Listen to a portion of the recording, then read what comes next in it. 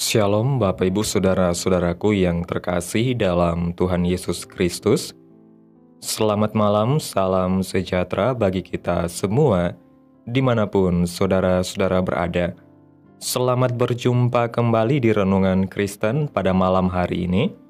Kiranya kekuatan dan sukacita oleh Roh Kudus melimpah dalam hati dan kehidupan saudara semua, dan semoga saudara semua dalam keadaan sehat selalu. Pada malam hari ini, sebelum kita mendengarkan renungan firman Tuhan, mari terlebih dahulu kita berdoa. Bapa kami yang ada di dalam kerajaan sorga, Bapa yang kekal dan penuh kasih sayang, Bapa yang kami panggil di dalam nama Tuhan Yesus Kristus. Kami mengucap syukur Tuhan oleh karena pertolongan-Mu di sepanjang hari. Kami boleh dimampukan Tuhan untuk melewati hari ini, melakukan tugas tanggung jawab kami, mengerjakan segala aktivitas kami dengan pertolongan Tuhan. Saat ini ya Tuhan, kami akan mendengarkan firman-Mu. Berilah kami pengetahuan dan bimbinglah kami, agar apa yang Engkau firmankan dapat bekerja sesuai kehendak-Mu. Bukalah hati dan pikiran kami ya Tuhan, untuk mendengar dan menerima firman-Mu. Kiranya firman-Mu ini dapat kami lakukan di dalam setiap kehidupan kami, dan menjadi berkat bagi kehidupan kami. Berbicaralah ya Tuhan, kami sudah siap menerima firman-Mu. Di dalam nama Tuhan Yesus kami berdoa. Amin. Bapak Ibu Saudaraku yang terkasih, ayat renungan kita pada malam hari ini terdapat dalam kitab 1 Korintus pasal 10 ayat 13 yang berkata demikian. Pencobaan-pencobaan yang kamu alami ialah pencobaan-pencobaan biasa yang tidak melebihi kekuatan manusia. Sebab Allah setia dan karena itu, Ia tidak akan membiarkan kamu dicobai melampaui kekuatanmu. Pada waktu kamu dicobai, Ia akan memberikan kepadamu jalan keluar, sehingga kamu dapat menanggungnya. Bapak Ibu Saudaraku yang diberkati Tuhan, hidup selalu memiliki korelasi atau hubungan yang erat dengan yang namanya masalah, kesukaran, atau penderitaan. Di dalam Mazmur pasal 90 ayat 10, Musa menuliskan bahwa kebanggaan dari hidup yang panjang adalah kesukaran dan penderitaan. Sehingga muncul perkataan yang cukup populer dari orang-orang dunia. Hidup ini penuh dengan masalah. Kalau nggak mau menghadapi masalah, jangan hidup. Bapak Ibu Saudaraku yang terkasih, ayat yang menjadi pembacaan dan perenungan firman Tuhan pada kesempatan kali ini bicara mengenai pencobaan. Dalam bahasa Yunani memakai kata piramos, yang artinya untuk membuktikan melalui uji coba. Dari sini kita bisa mengambil definisi bebas dari pencobaan, yaitu pencobaan adalah tantangan dalam kehidupan, dapat berupa pergumulan atau persoalan yang diizinkan Tuhan terjadi dalam hidup kita dengan tujuan untuk membuktikan kualitas kita. Contoh konkretnya adalah seperti pada kasus Ayub. Mungkin kita sempat berpikir, kok Tuhan tega si Ayub mengalami pencobaan sampai habis-habisan seperti itu? Tapi coba kita lihat apa dampak atau hasil dari pencobaan yang Ayub alami. Yang pertama, Ayub mengenal Tuhan secara pribadi. Yang kedua adalah untuk membuktikan kepada iblis bahwa untuk menjatuhkan satu orang saleh yang belum mengenal Tuhan secara pribadi saja, dia tidak sanggup, apalagi menjatuhkan orang yang telah ditebus oleh darah Kristus. Dari kisah Ayub ini kita belajar bahwa yang penting bukanlah pencobaannya, tapi bagaimana kita merespon saat kita menghadapi pencobaan. Pada kesempatan ini kita akan belajar 3 respon yang benar dalam menghadapi pencobaan. Yang pertama, Sadarilah bahwa pencobaan yang kita alami adalah pencobaan biasa. Kecenderungan kita sebagai manusia adalah bahwa kita selalu berpikir bahwa pencobaan yang kita sedang alami adalah pencobaan yang paling susah di muka bumi ini, dan tidak ada orang yang mengalami pencobaan seperti yang kita alami. Padahal sesungguhnya pencobaan yang kita alami itu adalah pencobaan yang biasa. Yang kedua, bagaimana kita merespon pencobaan? Yaitu sadarilah bahwa Allah setia pada janjinya. Janji yang mana? Janji bahwa Dia tidak akan membiarkan atau mengizinkan kita dicobai melampaui kekuatan kita. Dalam menghadapi pencobaan yang menurut kita sangat berat, tidak jarang kita berteriak kepada Tuhan, "Tuhan, saya sudah tidak kuat lagi, ini terlalu berat bagi saya." Padahal kalau kita sadar, Tuhanlah pencipta kita. Dia yang paling tahu batasan kekuatan maksimum kita. Hanya kita saja yang tidak menyadari seberapa kekuatan kita yang sesungguhnya. Itulah sebabnya Tuhan izinkan pencobaan yang berat terjadi, agar kita sadar betapa besarnya kekuatan yang Tuhan berikan pada kita dalam menghadapi setiap masalah dan pergumulan. Yang ketiga, sadarilah dalam setiap pencobaan selalu ada jalan keluar yang Tuhan sediakan. Inilah anugerah yang luar biasa bagi kita, orang yang percaya kepada Kristus. Dengan mengizinkan pencobaan terjadi, Tuhan tidak pernah bermaksud untuk menjatuhkan kita. Itulah sebabnya Dia memberikan jalan keluar untuk kita dalam setiap pencobaan. Untuk itu, di dalam menghadapi pencobaan, fokus kita harus pada Tuhan Yesus, bukan pada pencobaannya. Karena ketika kita fokus pada pencobaannya, mata kita akan menjadi gelap dan tidak dapat melihat jalan keluar yang telah Tuhan sediakan.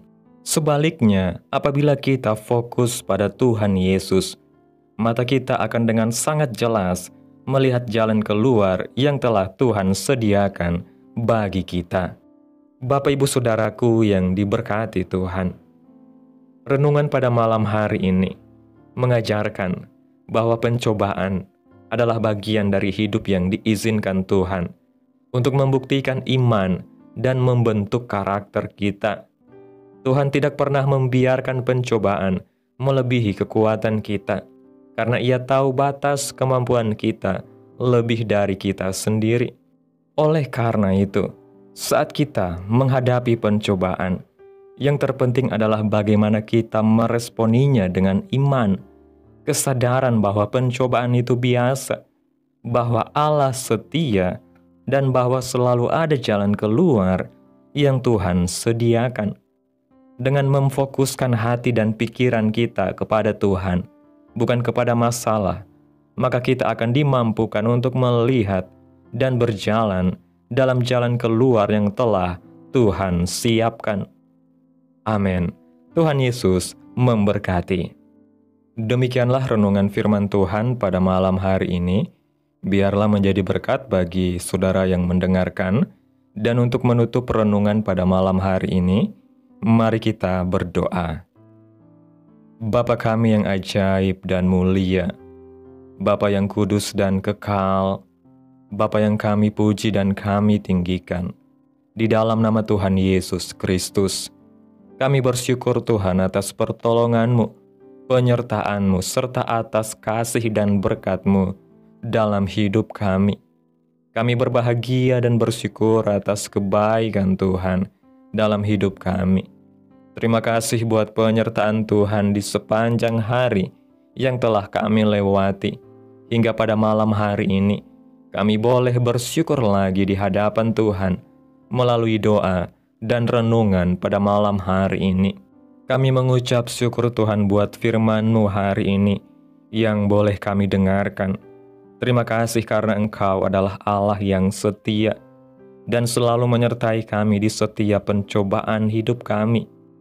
Ajar kami untuk melihat setiap tantangan sebagai kesempatan untuk bertumbuh dalam iman dan mengenal Engkau lebih dalam. Tolong kami agar tidak fokus pada beratnya pencobaan, tetapi tetap memandang kepadamu sebagai sumber kekuatan dan jalan keluar kami. Terima kasih Tuhan buat firman-Mu.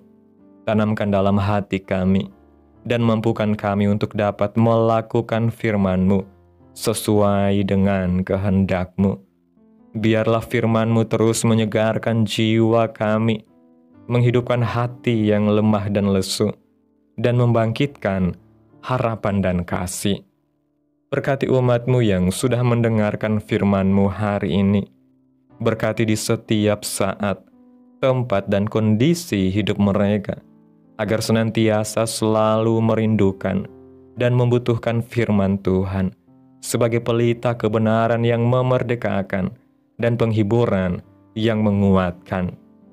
Ajarilah kami bahasa firman-Mu dan bimbinglah kami untuk selalu hidup sesuai kehendak-Mu, agar kami selalu dekat kepadamu. Kiranya Tuhan terus memberkati kehidupan kami, keluarga kami, sanak saudara kami, daerah tempat tinggal kami, bangsa dan negara kami, pemerintah kami.